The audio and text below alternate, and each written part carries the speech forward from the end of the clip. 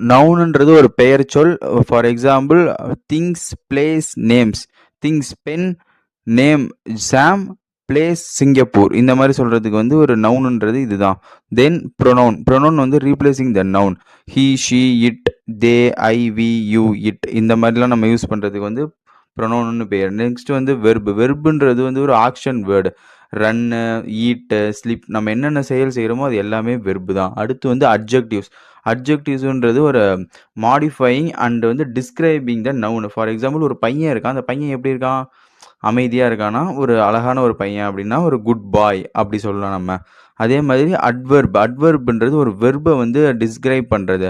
இப்போ வந்து run, run quickly, அவன் வந்து வேகமாக ஓடுறான். அடுத்து வந்து சிங், சிங் ஸ்லோலி, அவன் வந்து ரொம்ப பொறுமையாக பாடுறான். இதுதான் வந்து ஒரு அட்வெர்ப். நெக்ஸ்ட் வந்து ப்ரிப்போசிஷன். ப்ரிப்போசிஷன்ன்றது ஒரு இன், ஆன், அட்டு, பிசைடு அந்த மாதிரி வந்து ஒரு சென்டென்சஸை வந்து ஃப்ரேம் பண்ணுறது வந்து கரெக்டாக எக்ஸாக்டாக சொல்கிறதுக்கு வந்து ஹெல்ப்ஃபுல்லாக இருக்குது.